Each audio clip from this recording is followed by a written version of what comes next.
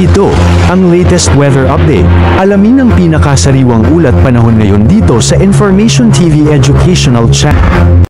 Narito nga yung ating latest satellite image at sa kasalukuyan, ang Intertropical Convergence Zone o ITCZ nakakaapekto sa Mindanao. Itong ITCZ yung salubungan ng hangin galing northern at southern hemisphere. Ito ring ITCZ, asahan natin na magdadala ng maulap na papawirin at mga kalat-kalat na pag-ulan, pagkidlat at pagkulog sa Mindanao, pati na rin sa may Palawan. Samantalang easterlies o yung mainit na hangin galing karagatang Pasipiko ang nakakaapekto sa Metro Manila at sa nalalabing bahagi ng ating bansa.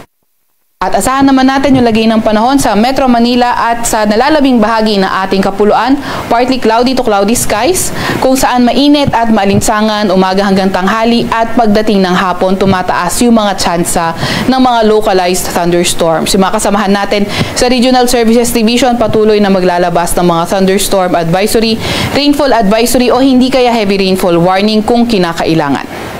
Samantalang may minomonitor din tayong low pressure area, ito ay nasa labas na ating Philippine Area of Responsibility at kaninang alas 3 nga ng hapon, huli itong namataan sa layong 635 kilometers southeast ng Davao City. Itong low pressure area na ito ay nakapaloob sa Intertropical Convergence Zone.